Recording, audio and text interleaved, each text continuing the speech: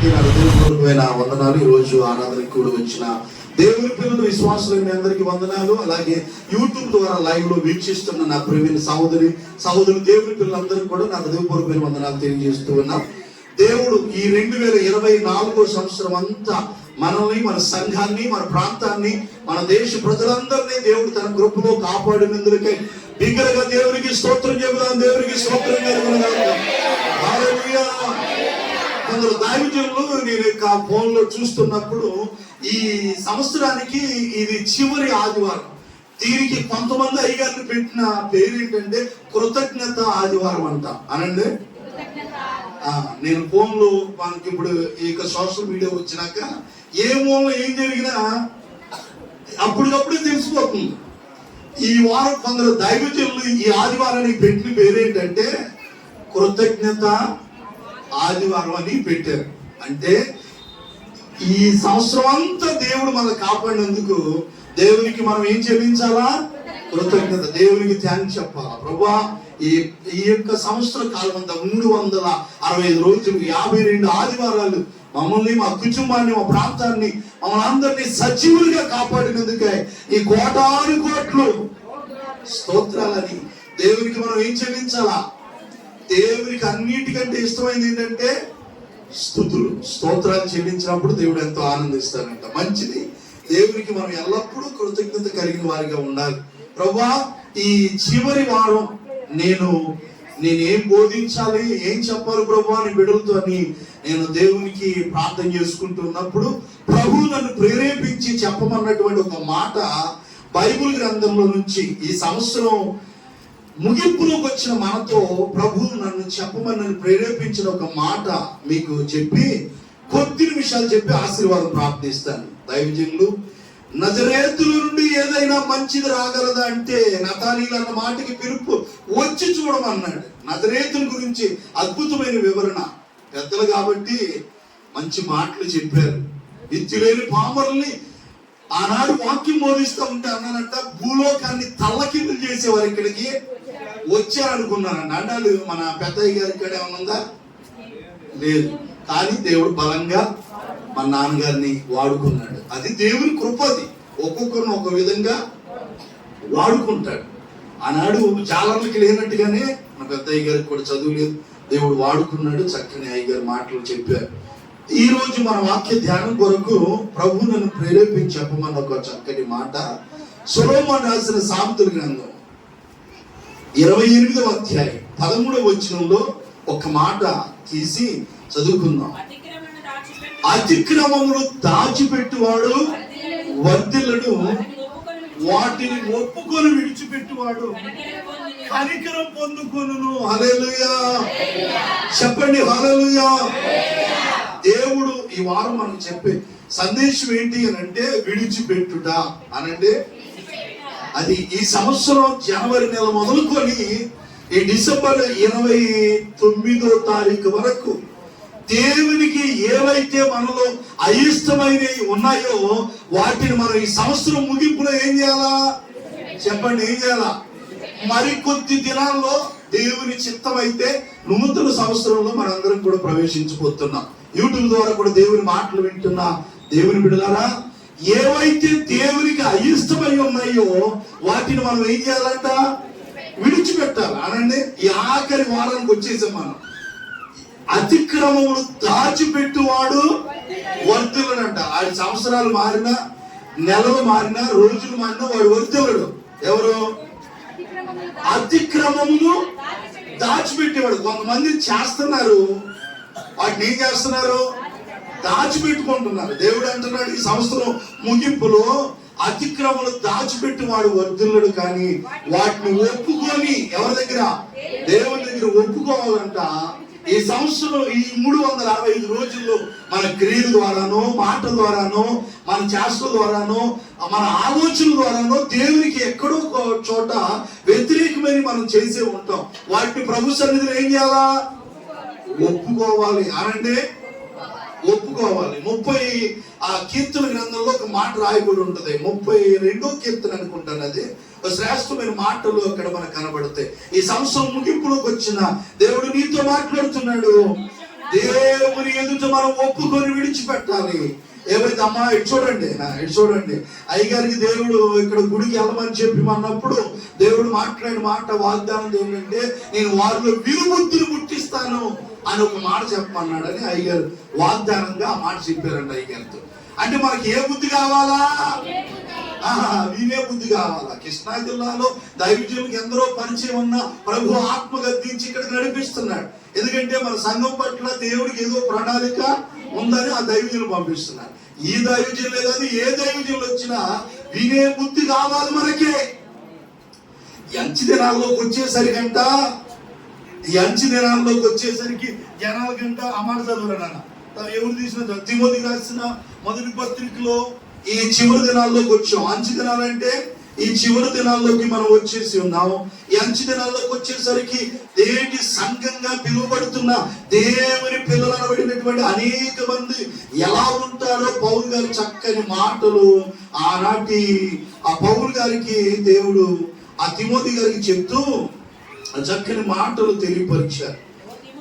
Timothy రాసిన 2వ పత్రిక 4వ అధ్యాయం 4వ వచనం 2-3 వచనాలు మనం చదివితే, వాక్యమును ప్రకటించుము, సమయమందును అసమయమందును ప్రయాసపడు, సంపూర్ణ దీర్ఘశాంతముతో ఉపదేశించుచు, ఖండించుచు, గద్దించుచు బుద్ధి చెప్పు. హల్లెలూయా పడి గట్టిగా. దైవజనుడు ఏం చేయాలంట? ఖండించాలి, గద్దించాలి, బుద్ధి చెప్పాలి. అది సరి చేసుకోవాలి. నన్ను గద్దించాడు అయ్యగారు, నాకు బుద్ధి చెప్పాడు అయ్యగారు, నా గురించి చెప్పాడు, గుడి కొట్టేస్తాయి. దేవుని వాక్యం ఏం చెప్తుందంటే దైవజనుడు గద్దించాలంట, ఖండించాలా, బుద్ధి చెప్పాలా, వాక్యం ప్రకటించమన్నాడు. కొంతమందికి ఉన్నమాట చెప్తే ఉరికెక్కువ అని, కొంతమందికి ఉన్నమాట చెప్తుంటావా అలా మింగుడు పడదనమాట. దైవజనుడు నిన్ను గద్దించినప్పుడు మనం ఏం చేయాలంటే సరి చేసుకోవడానికి ఇష్టపడాలి. దావీదు పశ్చిమతో పాపం చేసినప్పుడు నాతాను ప్రవర్తన అతని దగ్గరికి దేవుడు పంపించాడు. అతనికి ఒక ఉపమాన రీతిగా అర్థమయ్యేటట్టుగా చెప్తే, నేను రాజునై ఉంటే నువ్వు దైవజనుడు ఆప్తాలు నువ్వు నాకు చెప్పేవాడు అన్నాడా? అనలా.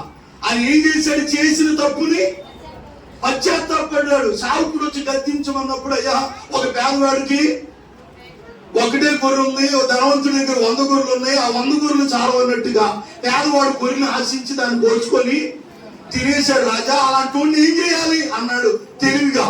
ఎవరు? దావీదు ప్రవర్తన నాతను వచ్చి అడిగితే అలాంటి వాడు నిశ్చయంగా మరణానికి పాత్రుడంటే అతను నువ్వేనయ్యా అన్నాడంటే ఈయన నిర్మోహమాటంగా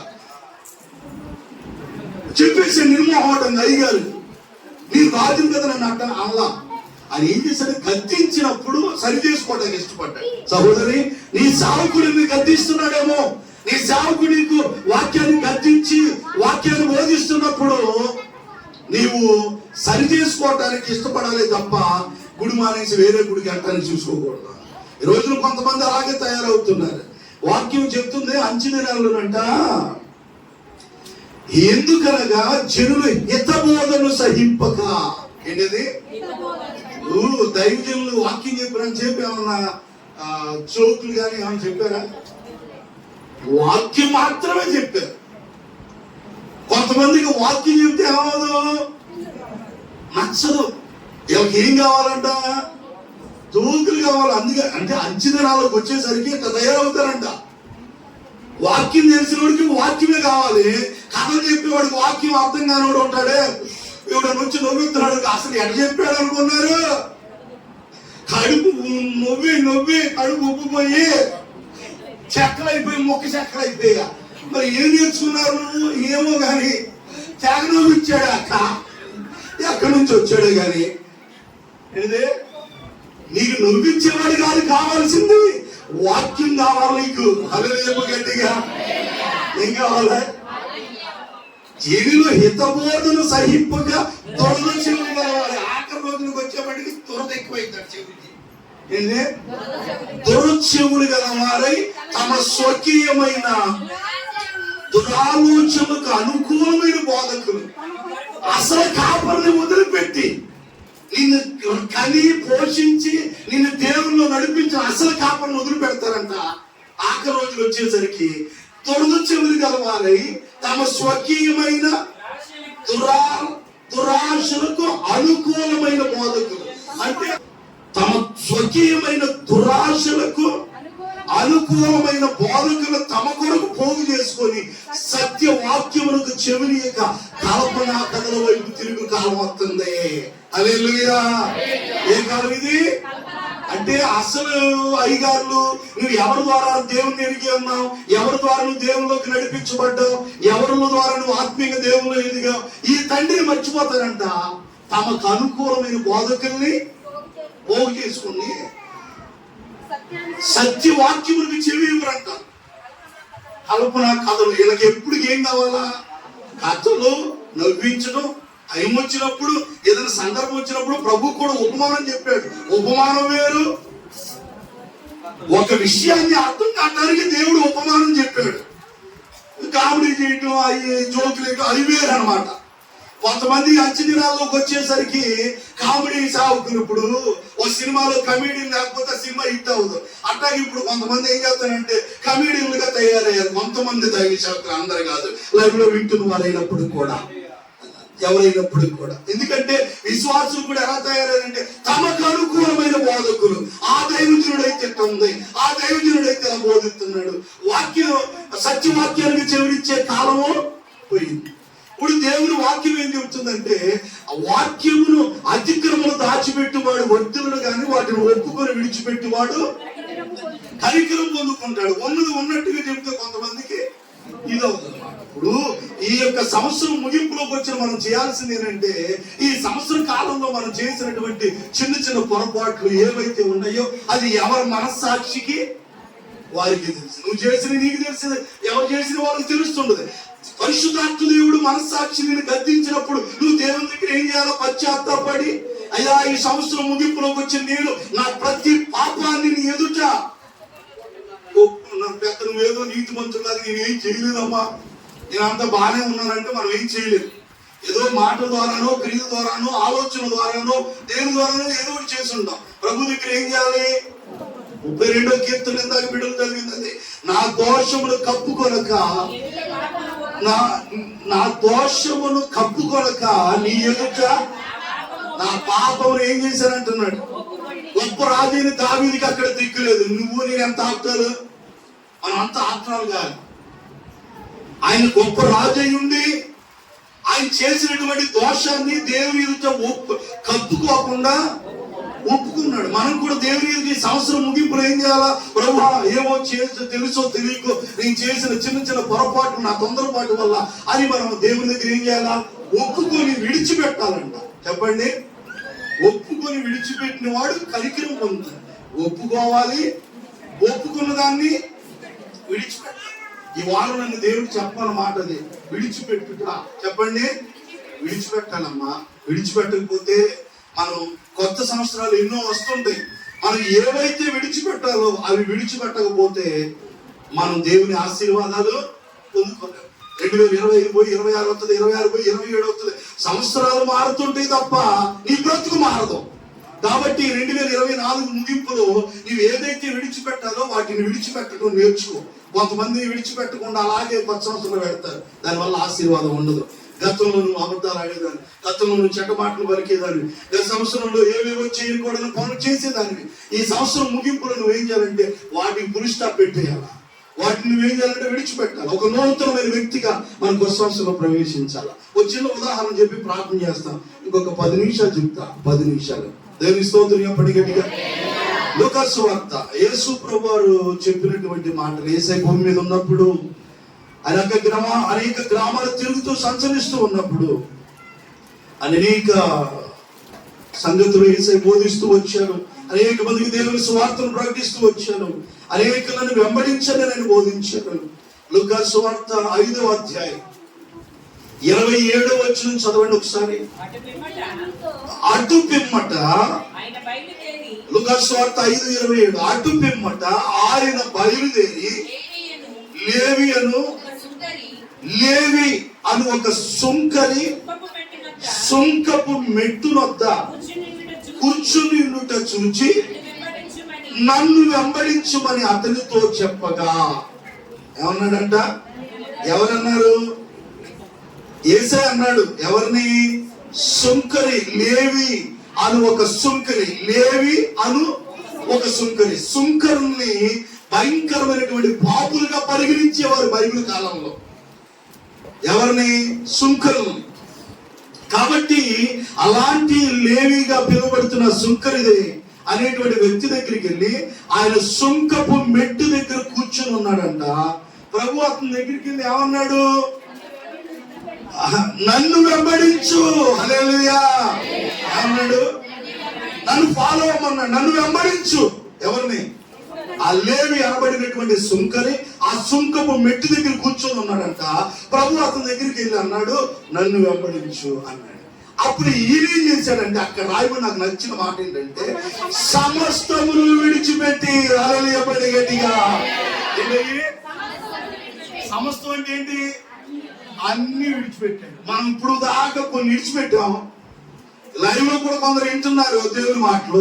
కొన్ని దేవుని ఎరుగున్నామని చెప్పుకొని బాప్తిసం తీసుకొని 20 ఏళ్ళు అయిందయ్యా, 15 సంవత్సరాలు అయింది, 30 ఏళ్ళు అయిందని సీనియారిటీ పెరుగుతుంది. కానీ మనకి ఇంకా కొన్ని విడిచిపెట్టారు. ఇంకా కొన్ని విడిచిపెట్టిన వాళ్ళు చాలా మంది ఉన్నారు. ఒకవేళ లైవ్ లో వింటున్న దేవుని బిడ్డలైన మీరు కూడా ఇంకా ఏవైనా విడిచిపెట్టవలసినవి ఏమైనా ఉంటే ఈ సంవత్సరం ముగింపులో దేవుడు నీతో చెప్తున్నాడు, నువ్వు విడిచిపెట్టవలసిన వాటిని చెప్పండి. ఏం చేయాలి? విడిచిపెట్టేయాలా. విడిచిపెడితే నీకు ఆశీర్వాదం ఉంటుందని నేను చెప్తున్నా. దేవుని స్తోత్రం కలుగును గాక.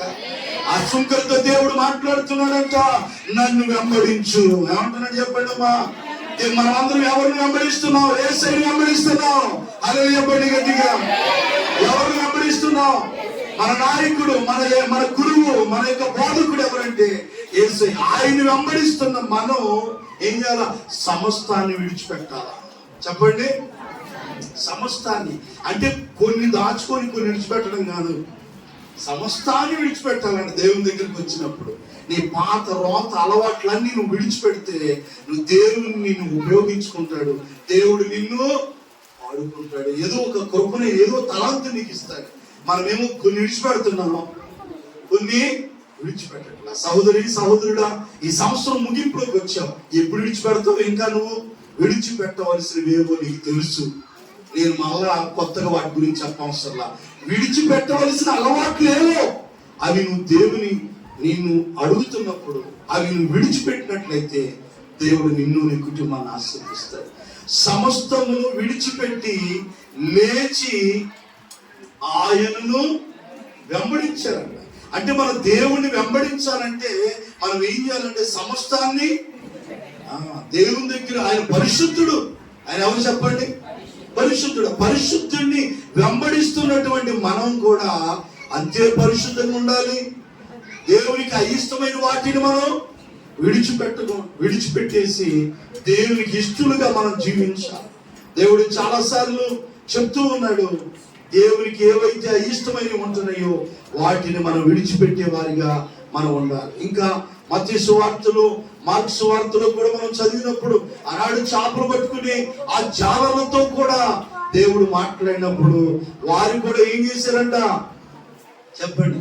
తమ వలలు విడిచి, చెప్పండి, వలలు అన్ని కూడా విడిచిపెట్టి ప్రభుని వెంబడించారు. మార్కు సువార్త 1వ అధ్యాయం 17వ వచనం అక్కడ కూడా ప్రభు అన్నాడంట. మార్కు సువార్త, యేసు నా వెంబడి రండి నేను మిమ్మును, యేసు నా వెంబడి రండి నేను మిమ్మును మనుషులు పట్టు జాలరులుగా చేసేదనని 16వ వచనం. ఆయన గలిలయ సముద్ర తీరమును వెళ్ళుచుండగా సీమోను సహోదరుడు ఆంద్రియు సముద్రములో వలలు వేయడం చూచాను. వాళ్ళిద్దరు అన్నదమ్ములంట. ఎవరు?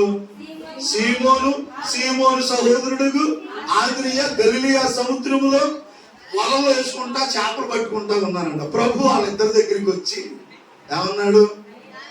నన్ను వెంబడించండి, నేను మిమ్మల్ని ఇప్పుడు దాకా చేపలు ఇస్తారు, చేపలు పట్టుకొని తినేసారు, అమ్ముకున్నారు, వ్యాపారం చేశారుగా. ఇప్పటి నుంచి మిమ్మల్ని ఏం చేస్తాను? నేను మనుషులు పట్టే వాళ్ళగా చేస్తా. హల్లెలూయా. చేపలు పట్టింది జాలిక. ఇప్పుడు నువ్వెవరు పట్టాలా? మనుషులు పట్టాలా? మనుషులు పట్టే జాలర్లుగా చేస్తా. రండి నా వెంబడి రండి, నేను మిమ్మల్ని మనుషులు పట్టే జాలర్లుగా చేసేది నేను వారితో చెప్పాను. వెంటనే అయ్యా ఈ సంవత్సరం బాప్తిజం తీసుకుంటారా ఎవరైనా? జాలగడ్డ చెప్తున్నాడు, ఆలోచించుకుంటున్నాడు. ఇంకా ఇంకేం అనిపించేవి ఉన్నాయి. బాప్తిజం తీసుకుంటా కొత్త సంవత్సరం అవుతుంది అని అంటే ఆలోచించుకున్నాడు. ఇంకా జలగడ్డ వేసాడు సూత్రం అంటే నీకు టైం ఉంది. వెంటనే అంటే విడిచిపెట్టాల్సిన వెంటనే వాళ్ళు ఏం చేశారు? అయ్యా ఈ సంవత్సరం పిల్ల పెళ్ళైనాక తీసుకుందాం అనుకుంటున్నా, ఏదే అమ్మాయి పెళ్లి చేసినాక బాప్తిజం తీసుకుందాం అనుకుంటున్నా. మరి లోకి ఏదన్నా నీకు పిలిపోతే జ్ఞాపకార్థకోవటమేనేగా. ఇప్పుడు బాప్తిజం అనేది వాయిదా తీసుకునేది కాదని, ఇదే మిక్కిలి అనుకూలమైన సమయం, ఇదే రక్షణ దినం. దేవునికి స్తోత్రం చెప్పండి గట్టిగా. దానికి వచ్చే సంవత్సరం తీసుకుంటా, పై వచ్చే సంవత్సరం తీసుకుంటా, పిల్ల మెచ్చురైనందుకు తీసుకుంటా, ఈ యుద్ధిక బాప్తిజానికి వాటికి లింకులు లేవు. దేవుని ఆత్మని గద్దించినప్పుడు సౌలు పౌలుగా మార్చబడిన తర్వాత కళ్ళు పోయి, కళ్ళు కనపడతా ఆయనకి. ఎవరికి? సౌలు గారికి. కళ్ళు గుర్ర మీద నుండి కింద పడిపోయినట్టు కళ్ళు కనపడదు. తరువులు ఆడుతుంటే ఆ పక్కన కూడా తీసుకెళ్ళారంట. ఈ పలానా దైవజనుడు ఒక ఆయన ఉన్నాడు, ఆయన దగ్గర తీసుకెళ్ళాడు, ఆయన కోసం చేస్తారు. ఆ రోజే దేవుడు మాట్లాడంట సేవకుడితో, ఏమని? నీ దగ్గరికి ఒక ఆయన వస్తున్నాడు, ఆయన కోసం నువ్వేం చేయాలా? ప్రార్థన చేయి. అయ్యా ఆయన కోసం నేను ప్రార్థన చేయను అని ఎక్కడున్నాడు తెలుసు? అసలు అధికారం చంపేసాడు, ప్రార్థన జరగనిచ్చేవాడు. అలాంటి వాడి కోసం నన్ను ప్రార్థన చేయమంటావు ఏంటి? నువ్వు ఆయన కోసం ప్రార్థన చేయాలి. ఎందుకు తెలుసా? రాబోయే తరంలో నేను వాడుకునే ఒక సాధనం ఆయన. నువ్వు వెళ్ళి అతని దగ్గరికి వెళ్ళమంటే సౌలు గురించి పౌలు ప్రార్థన అననీయ అనేటువంటి ఆయన ప్రార్థన చేశాడంట. పౌలుగా మార్చబడినాక 3 రోజులు నీళ్లు అక్కడ ఉన్నాయి కదా, నా బాప్తిజం ఇచ్చేయచ్చు అన్నాడంట. ఎవరు? సౌలు. మారిపోయాడు. ఎన్ని రోజులకి? అప్పుడు దాకా మూర్ఖుడు, గర్విష్ఠుడు, అహంకారి, అందరిని హింసించి ఆయన 3 రోజులు మారిపోయి బాప్తిజం తీసుకొని కొత్త నిబంధనలో ఎన్నో పత్రికలు రాశారు. మనం బాప్తిజం తీసుకుని 30 ఏళ్ళు అయినా మనం మారట్లా. ఆయన 3 రోజులు మారితే మనం 30 ఏళ్ళు అయినా మారట్లా. సంపూర్ణంగా మారాడు. అనేకమైన ఆత్మలు దేవుని దగ్గరికి నడిపించాడు పౌలు గారి ద్వారా. కాబట్టి దేవుడు బిడ్డారా, ఇక్కడ వాళ్ళు కూడా దేవుడు పిలిచినప్పుడు వెంటనే వారు తమ వలలు విడిచి, హల్లెలూయా, జీవన ఆధారం అది ఏది? ఆ వలలే వాళ్ళకి బ్రతుకుతేరు. ఆ వలలే వాళ్ళకి, ఆ వల తీసుకొని బయటికి వెళ్తేనే వాళ్ళు బ్రతకగలరు.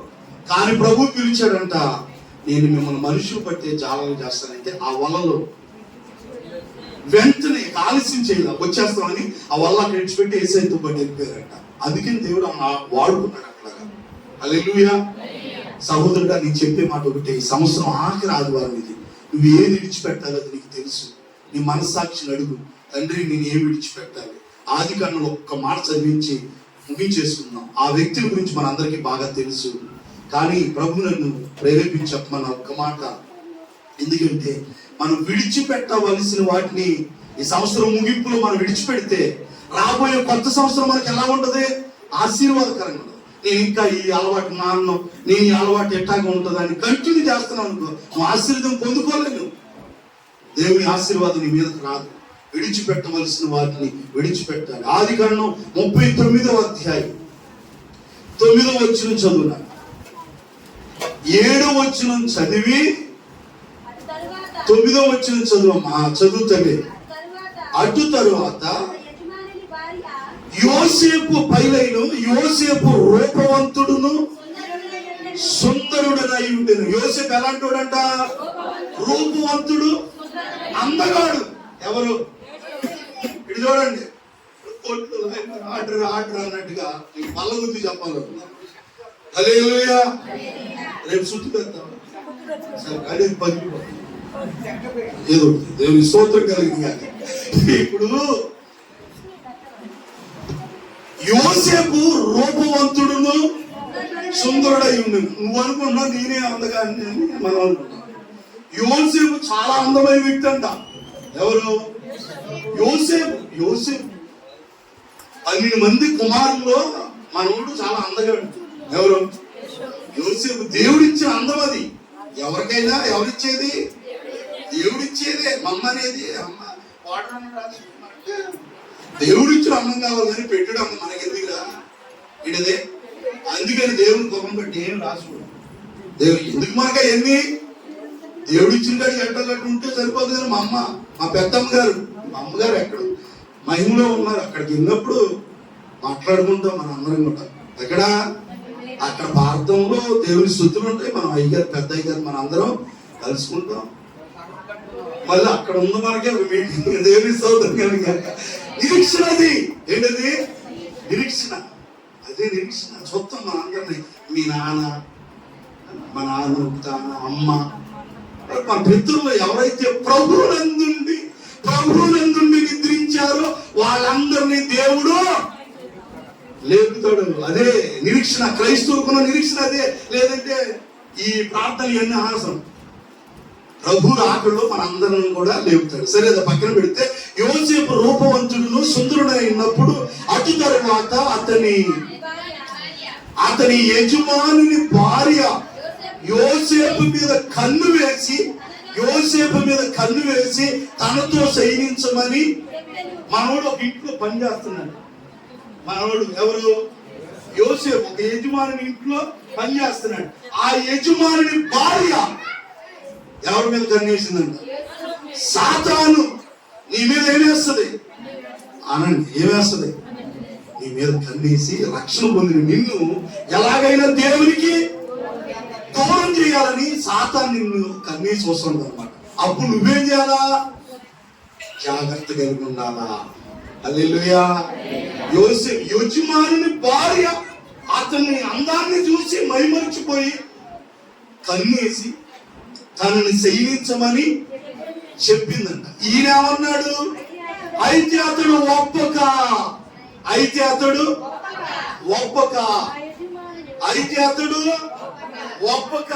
దేవుని బిడ్డారా ఒప్పుకోలేదంట. నలుగురు కూర్చుంటారు. ఇది నీది, ఇది నాది, ఇది నీది. 4 కాసులు. ఇది నీది, నాది. నువ్వు రక్షణ పొందిన వ్యక్తివి. అప్పుడు నువ్వేమన్నా ఒప్పుకోకూడదు. నాకు వద్దు. నీ ఒప్పుకోలేదంట. ఏం చేయాలా? యోసేపు ఆమె ఏమంటుంది? నాతో శయనించమని అడిగితే నా యజమానుడి భార్య నువ్వు. నా యజమానుడు నా మీద నమ్మకం ఉంచి ఆప్తాన్ని ఇంట్లో పని మనిషిని, ఆప్తాన్ని ఇంట్లో పనిచేసేవాడిని. నా యజమానుడు నన్ను నమ్మి ఇంటి బీరువా తాళాలు సమస్త నా చేతికి అప్పగించాడు, నిన్ను తప్ప. అలాంటి పని నేను చేయనని ఒప్పుకోలేదంట. నిన్ను అనేకులు ఏం చేస్తుంటారు?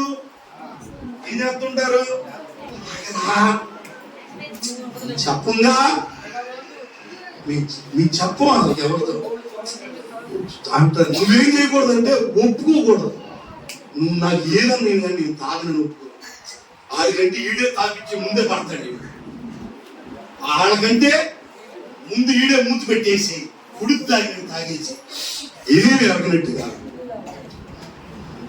ఇంకేమన్నా ఏమన్నా టచింగ్ నువ్వు డోకు వచ్చినట్టు ఉంటుంది.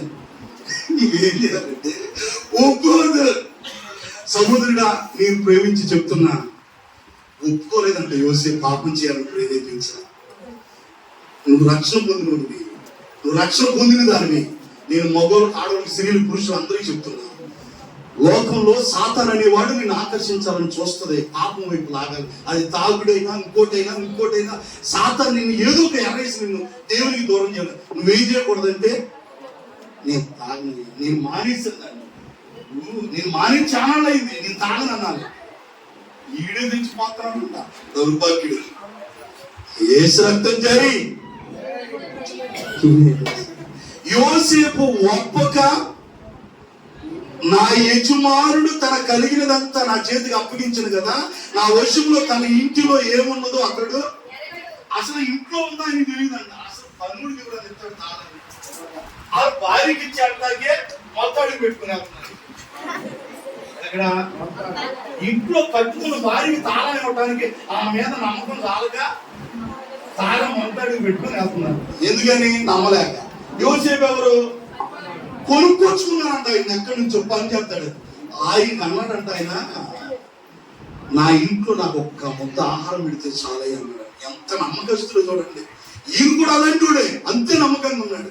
ఆయన యజమానుడు భార్య వచ్చి నాతో కలిసి పాపం చేయమంటే నేను అలాంటి పని, నా యజమానుడు నాకు అన్నిటిని అప్పగించాడు, అతను ఏమున్నదో అతను ఎడగడు, ఈ ఇంట్లో నాకంటే పైవాడు ఎవడు లేడు, నువ్వు అతని భార్య అయినందున నిన్ను తప్ప మరి దేన్నైనాను నాకు అన్ని నాకు అప్పగించేశాను, నిన్ను మాత్రం నాకు అప్పగించిన.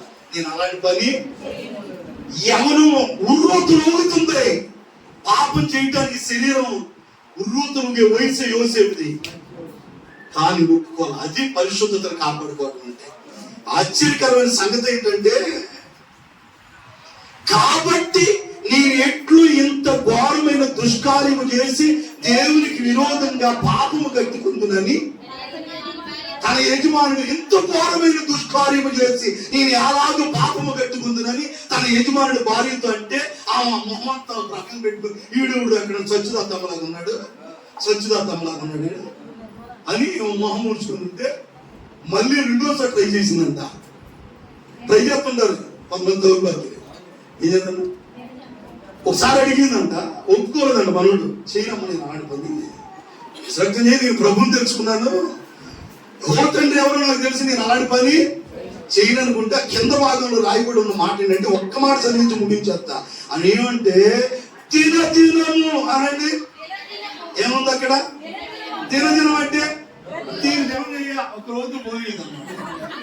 ఇప్పుడు తినము నీ తినం. ఇప్పుడు ఆమె ఏం చేసిందంట? తినము అని ఉంది బైబిల్లో. తినం అంటే మళ్ళీ ఇంకో రకంగా అనుకోవాలి. అందుకని మీకు చెప్తున్నా, తినము అంటే రోజు పని మీద వస్తున్నాడు. ఏమైనా చేస్తుంది? అసలు ఒక రోజు పోగొడుతున్నాడు. ఈ దౌర్భాగ్యాలు ఒక రోజు వదిలేస్తే పోతాయి, కొంతమంది వదిలిపెట్టు. అందుకని ఇది చేయనన్నోడు కూడా చేయడానికి ఇష్టపడు. కానీ యోసేపుని రోజు శోధించిన ఆయన అసలు అద్భుతమైన మాట. హల్లెలూయా. పాపం అనేది నిన్ను రోజు ప్రేరేపించినప్పుడు కూడా దినముని శోధించిన నువ్వేం చేయాలంటే యోసేపు లాగా అతడు దినము ఆమెతో ప్రతి రోజు మాట్లాడు. యోసేపు నేను ఎవరితో చెప్పను అన్నా ఇస్తాను, నువ్వు చెప్తావని కాదు, నేను అలాంటి పని చేయకూడదు. నేను ఎందుకని ఇంత ఘోరమైనటువంటి కుదుష్కార్యం చేసిన ఆ దేవుని దృష్టిలో అంటే అతనికి ఏముంది? దేవుని భయం ఉంది. దేవుడు చెప్తున్నాడని నేను ఇలాంటి పని చేయను. నేను మాట్లాడుచుండేది కానీ అతడు ఆమెతో శయనించుటకైనను ఆమెతో ఉండుటకైనను ఆమె మాట విన్నవాడు కాడు. హల్లెలూయా.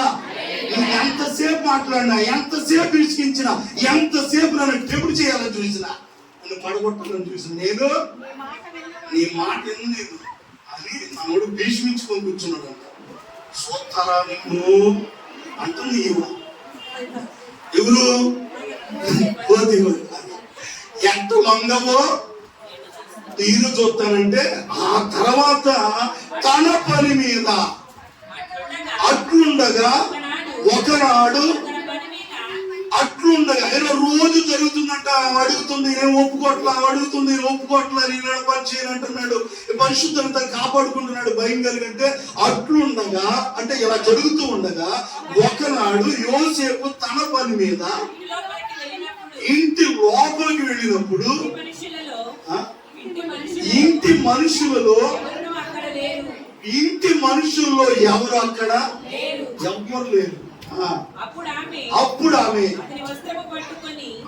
తన వస్త్రములు పట్టుకొని తనతో శయనించమని చెప్పగా అతడు తన వస్త్రమును ఆమె చేతులు విడిచిపెట్టి తప్పించుకొని పారిపోయాను. హల్లెలూయా. గట్టిగా విడిచిపెట్టే విషయం చెప్పడానికి ఇంత కథ చెప్పాల్సి వచ్చింది మీకు. పోతీఫరు భార్య ఒంటరిగా వెళ్ళాడంట లోపలికి. ఆ ఇంట్లో ఎవరు లేరు. మళ్ళా అడుగుతుందంట, నాతో శయనించమని. తన వస్త్రమును పట్టుకొని తనతో శయనించమని చెప్పగా అతడు తన వస్త్రాన్ని ఆమె చేతిలో విడిచిపెట్టి బయటికి తప్పించుకొని, ఈ సంవత్సరం ముగింపులోకి వచ్చి నువ్వు ఏం చేయాలంటే, పాపము నిన్ను ప్రతిరోజు దేవునికి దూరం చేయాలని ఆకర్షిస్తుండగా పాపాన్ని అసహించుకొని యోసేపు తన వస్త్రాన్ని ఆమె చేతులు విడిచిపెట్టి ఎలా తప్పించుకుని పారిపోయాడు. నువ్వు తప్పించుకోవడం నేర్చుకోవాలి, కానీ ఇరుక్కునేవాడిగా ఉండకూడదు. విడిచిపెట్టి పారిపోయాడు. కాస్తంత బాధపడినా దేవుడు అతన్ని ఒక ఉన్నతమైన ఆశీర్వాదకారకుడిగా చేశాడు. సహోదరి, యోసేపు లాగా విడిచిపెడదాం. దేవుడు నిన్ను నీ కుటుంబాన్ని ఆశీర్దిస్తాడు యోసేపు లాగా. అలాంటి కృప వాక్యం మనందరికీ దేవుడు అనుగ్రహించింది గాక. 10 నిమిషాలు ఆలస్యం ఏమనుకుంటున్నాం తండ్రి. ఒక చిన్న ప్రార్థన చేస్తాను. యేసయ్యా, మీరు నాతో మాట్లాడారు. ఈ సంవత్సరం ముగింపులో నాతో మాట్లాడావు నాయనా. నేను ఏదైతే విడిచిపెట్టాలో, అధికములు దాచిపెట్టి వాడు వర్తులుడు, వాటిని ఒప్పుకొని విడిచిపెట్టి వాడు కనికరం పొందుకుంటాడని. అయ్యా, నేను ఏమి విడిచిపెట్టాలో ఈ సంవత్సరం ముగింపులో నా మనస్సాక్షి నన్ను గద్దించినప్పుడు, యోసేపు నాయన పాపం అనేటువంటి ఆ వస్త్రాన్ని తన చేతులు విడిచిపెట్టి పారిపోయాడు దూరంగా తప్పించుకొని. అయ్యా, మేము ఒప్పుకొని అయ్యా ఇదిగో కప్పుకునే వారిగా మేము ఉండకుండా ఒప్పుకొని అతిక్రమలు విడిచిపెట్టే వారికి ఉండినట్లుగా సహాయించి, ఆనాడు యోసేపు విడిచిపెట్టాడు కనుక గొప్ప ఆశీర్వాదాలు పొందుకున్నాడు. ఆ ఐగుప్తు దేశానికి గొప్ప అధికారిగా నియమించబడ్డాడు. అలాంటి ఆశీర్వాదం నీకు కావాలా? కొత్త సంవత్సరంలో దేవుడు నిన్ను నీ కుటుంబాన్ని ఆశీర్వదించాలంటే పాపాన్ని, లోకాశను విడిచిపెట్టు. దేవుడు నిన్ను నీ కుటుంబాన్ని ఆశీర్వదిస్తాడు. తండ్రి, నీ మాటలు విన్న ప్రతి బిడ్డను దీవించు నాయన. ఈ సంవత్సరం ముగింపులో ఆఖరి ఆదివారం ప్రభా ఏవైతే మేము విడిచిపెట్టాలో వాటిని విడిచిపెట్టి నీలో ముందుకు సాగే కృప దయచేయండి. అలా ఎవరైతే విడిచిపెడదాం అనుకోని తీర్మానం చేసుకున్నారో ఆ కొత్త సంవత్సరం నుండి ఒక నూతన వ్యక్తులాగా మార్చి అటు వారిని వారి కుటుంబాన్ని దీవించి ఆస్వాదించమని యేసు నామములో అడుగుచున్నాము తండ్రి. ఆమేన్. అందరూ లేచి నిలబడదాం.